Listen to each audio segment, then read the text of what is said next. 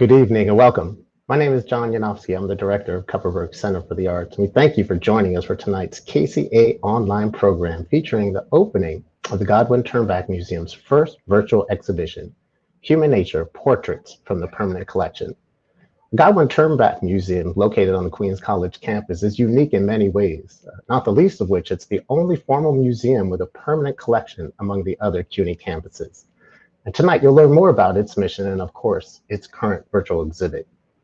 We hope you've been enjoying some of the other virtual offerings over the past few months, in which we will continue to present through the fall here in this online space and mostly on Tuesday evenings, where we now gather to continue our work of engaging in and with the arts and building community.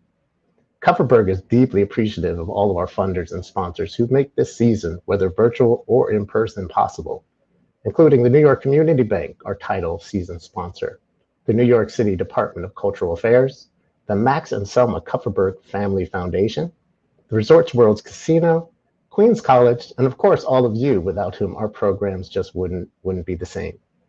Now, KCA's fall season is of course different in many ways. We're here mostly on our screens, but other parts are no different than we were able to gather in person.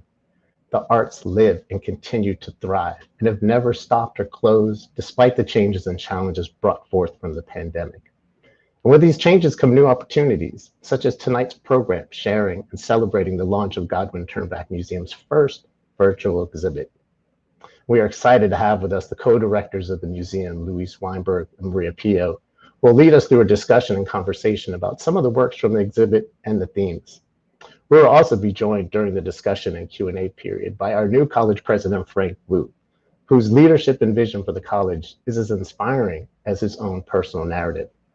Let's hear from President Wu himself, who was so gracious enough to make this welcome video for tonight's program.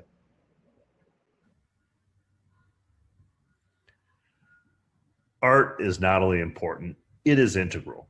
Our humanity, individual and shared, is based on various characteristics we imagine to be unique to our own species and society. Yet among these, the creation and the experience of art is a neglected necessity. Even before we are certain of shelter and food, we yearn to express ourselves and to participate in how others do so. I remember when I was a kid, I was lucky enough to attend a public school with a regular art class. My best achievement as a youngster was not grades or test scores. It was a little sculpture made of toothpicks and abandoned pieces of wood, found objects. The interior of the structure, which had a kidney-shaped organic centerpiece, was spray-painted chrome yellow, the exterior red and blue, blending in the middle into purple. I'm astonished they allowed us access to canisters of spray paint. I have no idea what my parents did with this product of my hands that I can envision even now as if it were a definition of my own identity. Throughout my life, I have visited museums wherever I've lived or traveled, whether the DIA, National Gallery, San Francisco MoMA, or the Rodin in Paris. Exposure to art enriches beyond measure. At Queens College, we're lucky. I was pleased to learn how the Godwin-Ternbach collection dates back to the Federal Art Project, from a bygone era when leaders brought together politicians to respond to the Great Depression. The Federal Art Project was an ambitious effort to support talent of all types.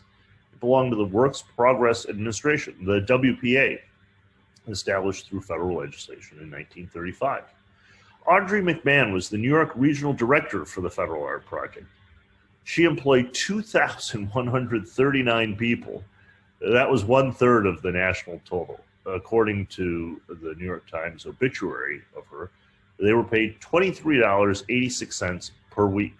She hired Willem de Kooning, Jackson Pollock, Arshil Gorky, Stuart Davis, David Smith, Isamu Noguchi, and Alice Neal, among others. Her prints, which she donated to us, started our museum off handsomely. Queens College remains here for you. While we have transitioned to virtual events such as this, our campus is at the center of the borough, not only for education, but also culture. All institutions of higher education that are superlative or aspire to be have common characteristics, whether they're public or private, urban or rural, big or small. These institutions treat art with respect. They display it, promote it, nurture it, welcome it. It is impossible to have a civilization without art. Cultures are distinguished by their art. May we, then, continue to serve our community by offering what sustains us. Please join us.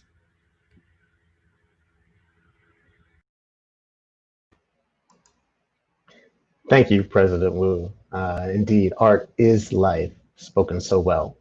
And now, speaking of art and life, it is my pleasure to now introduce one of the co-directors of the Godwin-Ternbach Museum, Ms. Mariapio. Thank you, John.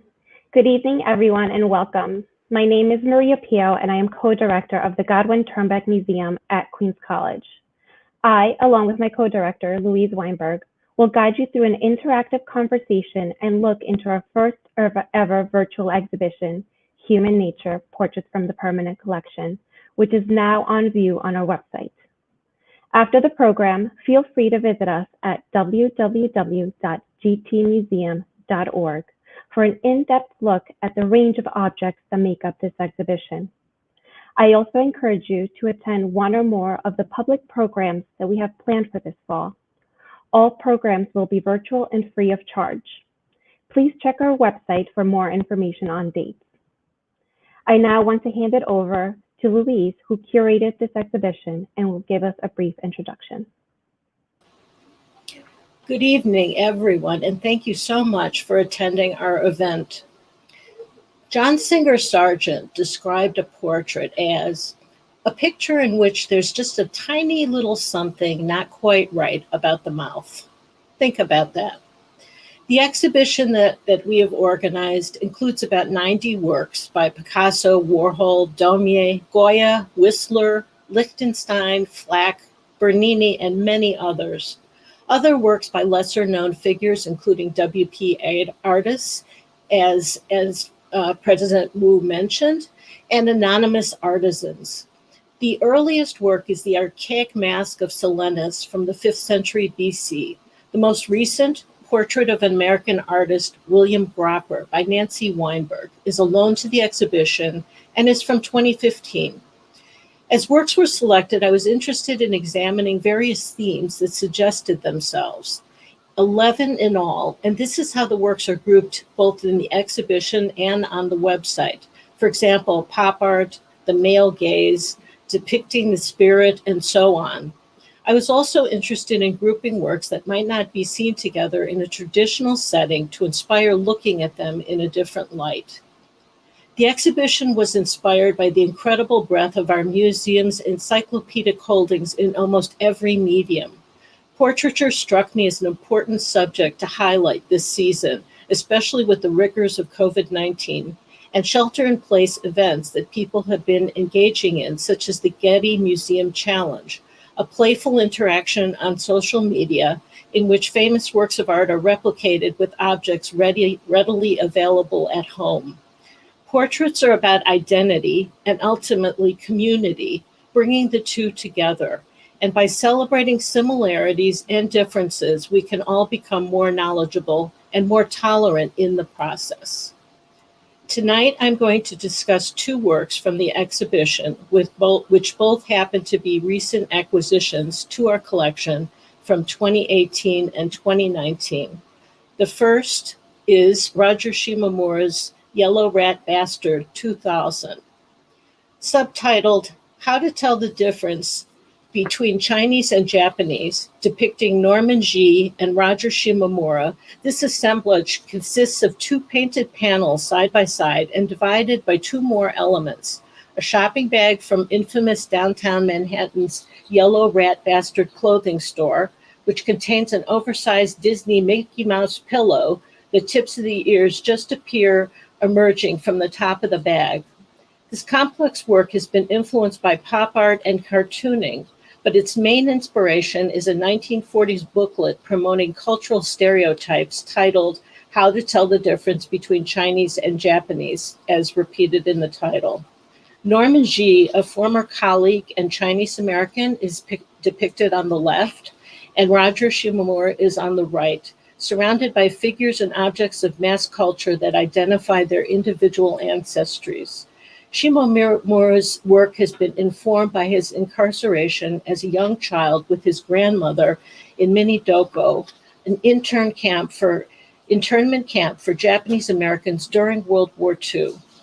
His work is so important for our time, for reflecting the events of the day, and especially the U.S. government's incarceration of young children separated forcibly from their migrating parents.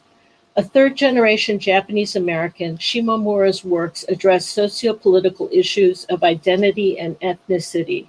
By bringing these issues into the light, his work can help create a conversation about cultural differences and inclusion. As the great playwright Bertolt Brecht said, art is not a mirror held up to reality, but a hammer with which to shape it. The second work I'm discussing is titled The Jesters, 1970, by Miguel Conde, a Mexican figurative painter, etcher, and draftsman. Born in Pittsburgh, he spent his formative years with his father in Mexico and his mother in this country. This duality informs his deeply personal poetic work.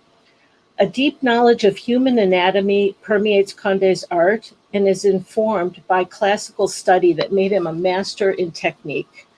The attention to line quality applies to this painting as well as his graphic work, where the jester figures express fragility and vulnerability. Their mask-like faces with blind, misplaced eyes are incredibly detailed and abstracted at the same time. Their clothing and hats are thoroughly fragmented and dilapidated. Is that a bullfighter's hat or a Mickey Mouse hat like the Shimomura we've just seen? The figures commune in an unnamed arena that veers from landscape to a flattened, ambiguous sense of space. The musculature is clearly defined in the arms of the figure on the left, though the fingers are attenuated, almost puppet-like. This quality is strangely hypnotic and brings the two balls being juggled in the center to our attention like a coin trick by a magician. Pay attention to this hand while the other one picks your pocket. Like two blind seers or fools surrounded by planets and satellites, these seemingly random elements lead your eye through the composition to those two balls that we are to focus on. One has the sense that, like his 20th century compatriots, Gris and Coronel and Goya before them, all included in the exhibition, Conde has absorbed all of the lessons of realism and mined art history to make a nuanced but ambiguous statement, using a highly personal iconography and the exaggerated details possible with caricature. And now I'm turning to Maria to share her thoughts on the exhibition. Thank you, Louise.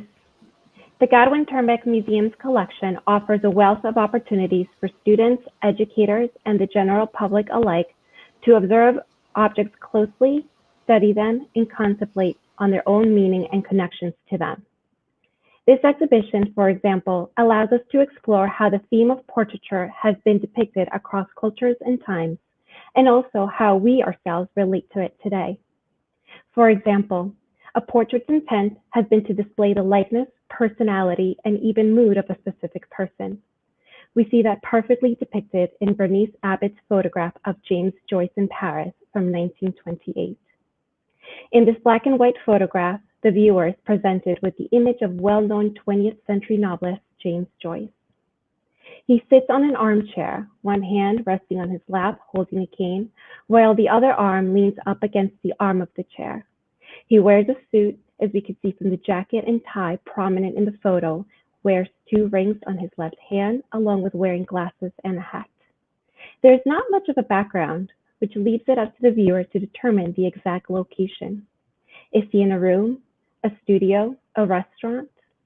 One of the characteristics of Abbott's photography was not to interfere with the personality of the sitter, and in doing so, allowing her to faithfully capture their essence, in this case of James Joyce. As I look at this photograph, I can't help but wonder, what was James Joyce thinking about? Could he have been in mid-conversation about his latest novel, or is he simply taking a moment to contemplate the time and space that he inhabits? Similarly, in the 1974 print by Costa Rican-born Mexican artist Francisco Zúñiga of Yucateca con Fruta, we observe a stylized figured image of a woman in no distinct background, sitting down holding a fruit. Although the presence of a stool or chair is not visible to us as the viewers, we can see how the artist conveys this through carefully creating a dimensionality where the fabric of her dress gently curves against the bend of her knees down to the floor, ending with a simple glimpse of her toes. The facial expression of the figure as she stares at this fruit, perhaps a mango, much like the photograph of James Joyce, leaves the viewer with a deep sense of admiration and contemplation. In his art, Zuniga has masterfully portrayed female peasants native to Central America as central figures, oftentimes being depicted as maternal and heroic beings. Of his style and inspiration, Zuniga has said, "I begin with an emotion, an attitude, a movement caught by chance, a woman wrapped in thought, sitting, walking, or perhaps leading a child." In contrast, this black and white photograph by unknown photographer of a woman looking in the mirror has captured my attention many times and invites me to look closely. The woman has stopped on her walk to examine herself in a mirror placed in the street. Unlike the other two images we have just seen, in this one, we as the viewer don't get a full glimpse or representation of a posing figure. Yet we encounter the image as spectators, and in doing so, relating in some way to the fleeting moment and slice of life this image portrays. How many times have we done something similar? Perhaps stopped on our way to glance at our reflection from a window? I know I have. In today's world, perhaps not necessarily examining ourselves directly through a mirror on the street, but in many ways, we are constantly examining our appearance through the use of selfies and filters that enhance our features and alter our image in some way. We hope you have enjoyed a glimpse into this exhibition and encourage you to visit our website to see it in its entirety. Thank you. Excellent. Thank you so much, Maria and Louise. That was just a quick little glimpse, certainly whet the appetite to dig a bit deeper. And certainly the website is a treasure trove of materials. And just curious, just kind of to start off our conversation, and then I do encourage our viewers to put any of their comments or questions in the chat and on YouTube or on Facebook. But I have to imagine it was somewhat maybe of an embarrassment of riches. Like, how did you begin to whittle down and select from a vast permanent collection the works that you featured in this exhibition? Can you help us understand that curation process a little bit? Well, it is. It's a big job, let me tell you. There are over 7,000 objects in our collection that cover a range of 5,000 plus years and in almost every medium imaginable. So it really is a huge undertaking. When I was curating another exhibition from the collection, and in the back of my mind, I kept coming across these portraits in various media and from many different artists. And I kind of logged those ideas back. I have like a Rolodex in my head. And I kept thinking that this would be a very strong exhibition. And when our schedule changed due to COVID, we had to postpone a number of exhibitions. We had to kind of really come up with something, and it seemed a logical conclusion to do this exhibition from the collection on the theme of portraiture. My process is one that is very intuitive in some ways. I'm really interested in selecting works and then putting them together and creating new relationships and thinking about them in a different way than maybe they are customarily seen. So when you look at the exhibition in the gallery, or once we have our we're going to have a video online, and so you'll be able to see actually the way the works are laid out in the gallery itself. And they're not chronological. I'm not interested in straight chronology. I think that's just not an interesting way of kind of inciting people. I think the viewer, it's our responsibility to incite the viewer and give them a new way to look at work and to form new thoughts and new relationships. And so it's wonderful. As you look in the gallery, you'll see the Shimomura work, for example. Then you'll see a Roy Lichtenstein and some works by Andy Warhol, which are pop art. But on the other side of the gallery, you'll see some very deeply spiritual and religious works, which are in wood, or either they're carved out of wood or they have wood frames, which relate to one of the works in the pop art section. So there's kind of this beautiful, seamless quality that we're able to create by creating new relationships. There's such a, I spent months dreaming, and that's kind of how these exhibitions come into play. There's a lot of hardcore research, but also there's a give and take in terms of maybe I can let go of some of those pieces, and maybe I'm adding other ones. So it's a really dynamic process. Well, you and Maria have quite a responsibility as the stewards of this incredible collection. And, we do like to humble brag just a little bit at Queens College to have a museum and an institution on our campus with such an extensive permanent collection is a perfect segue to bring in our guest for today's conversation, the new president of Queens College, who you guys heard from an introductory video, President Frank Wu. Hello, President Wu.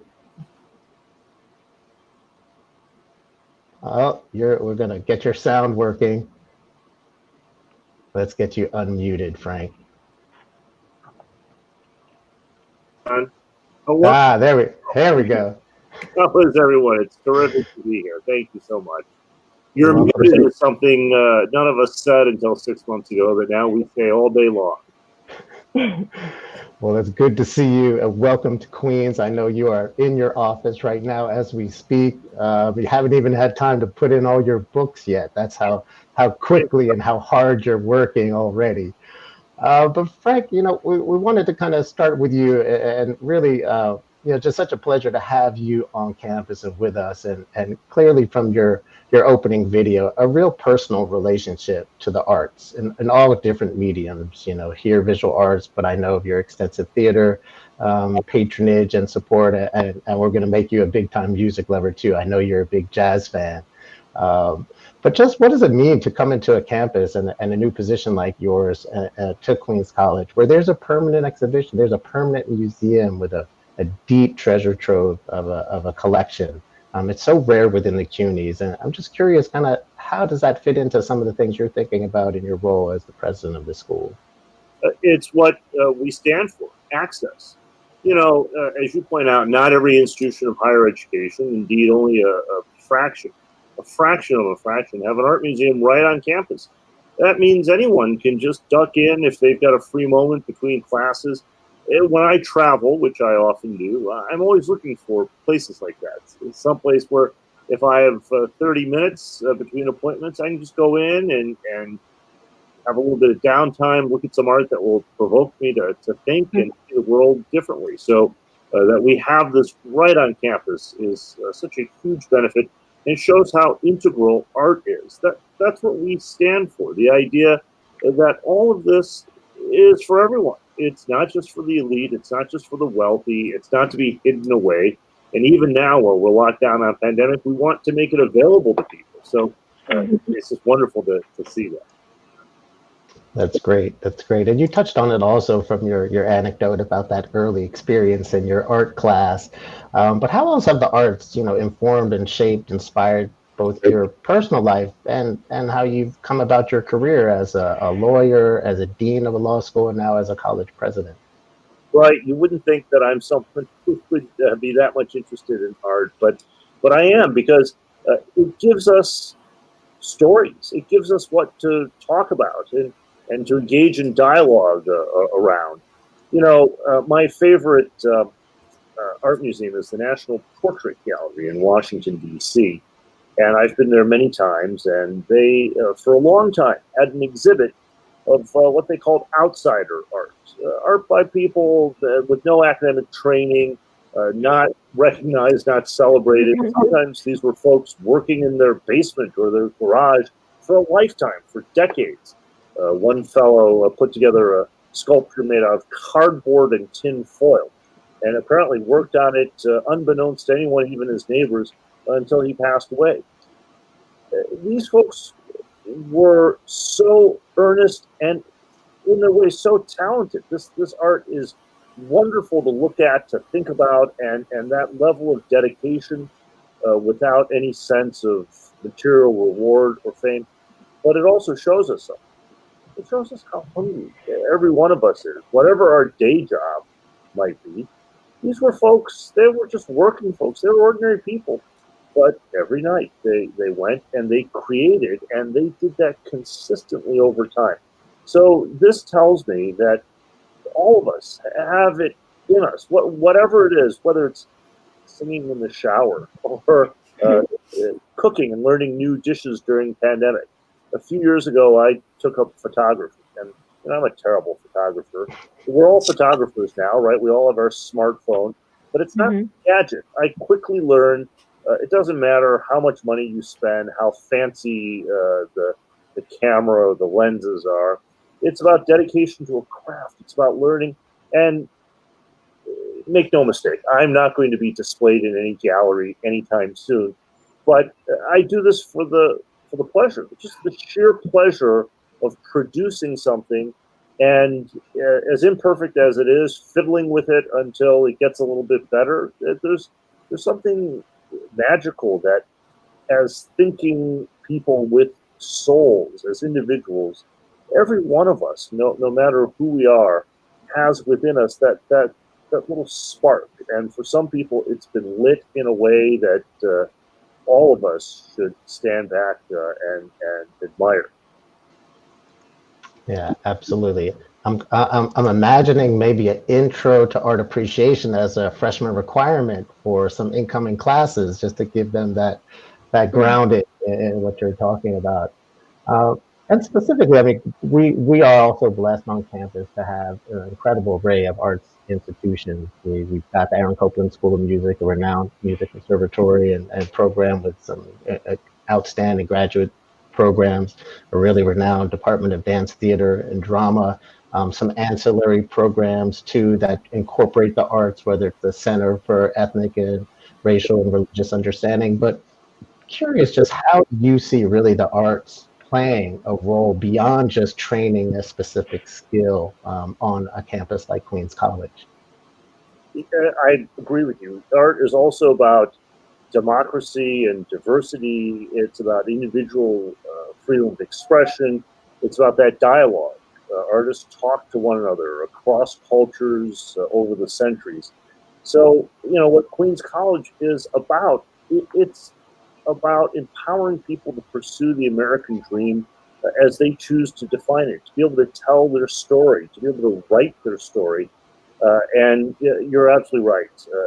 This program isn't an advertisement for Queens College, but because I'm new, I only started this summer, I'm still learning, and I am so impressed by just the array of what we have to offer. And I'll let folks in on a secret. I'm already looking at plans whether we could create an art school that would bring together the theater, the dance, the fine arts, the writing and translation programs, the arts management, everything in the Kupferberg Center, John, that you run. We're a center for the borough. And while we're all locked down during this pandemic, and I know everyone has to tend to the material needs, but I view art as one of those needs. We have to have the hope to sustain us through this moment.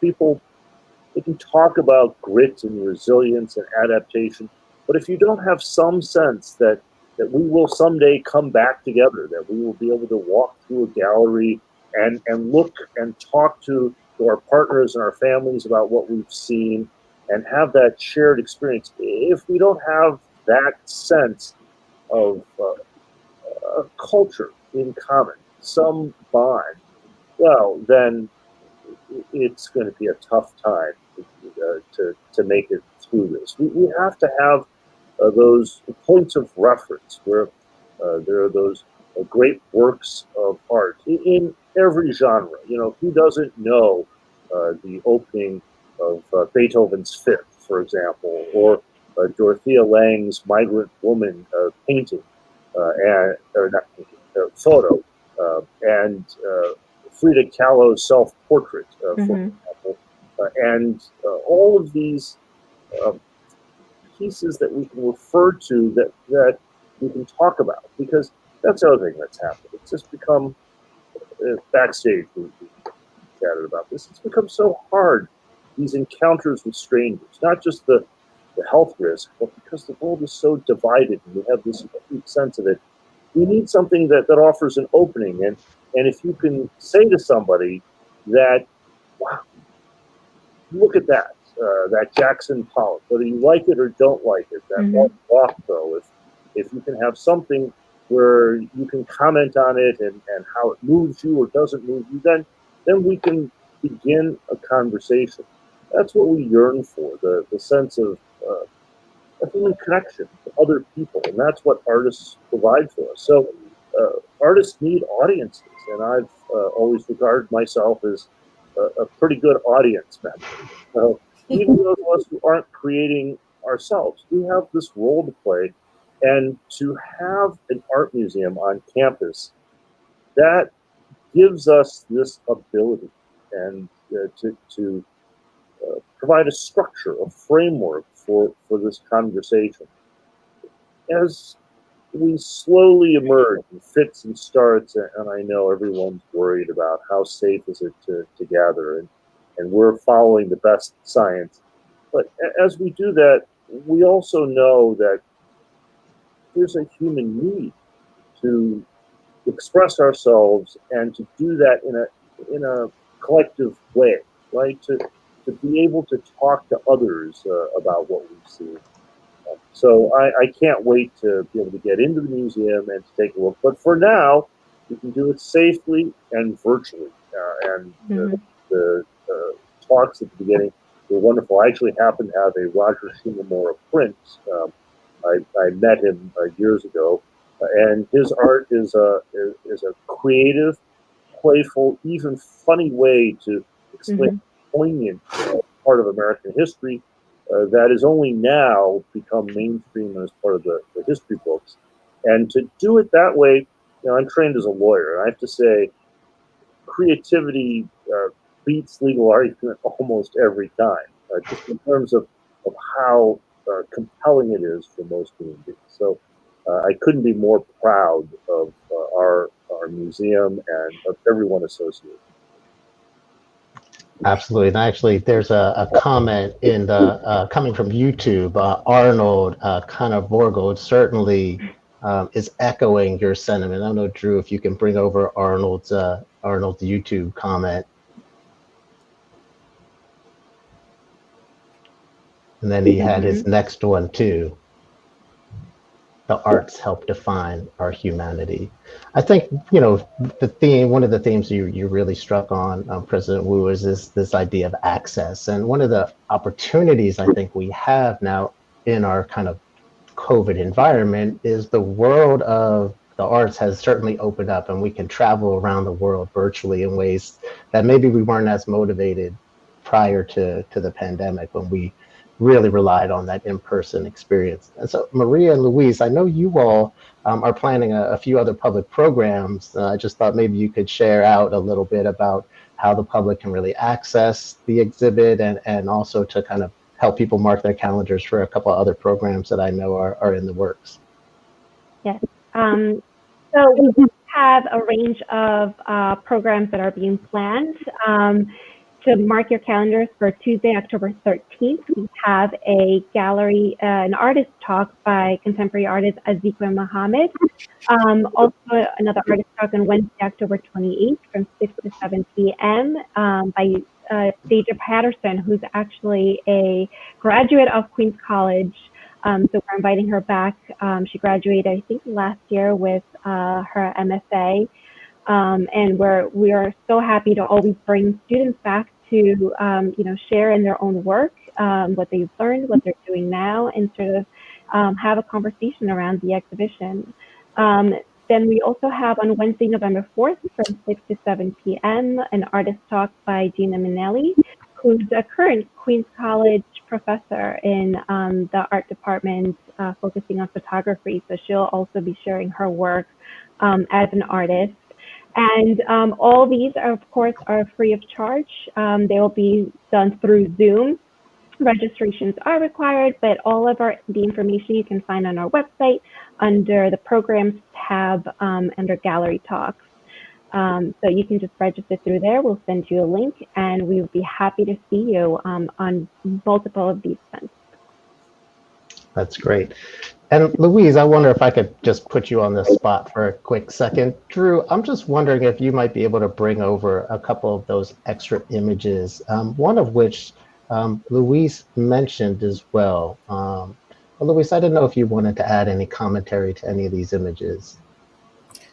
Well, the Richard Avedon that we're looking at right now is a curious photograph. I selected it because it's so atypical. Marlene Dietrich was known as somebody who was supremely beautifully coiffed and gowned and dressed to the nines. And this photograph is so atypical.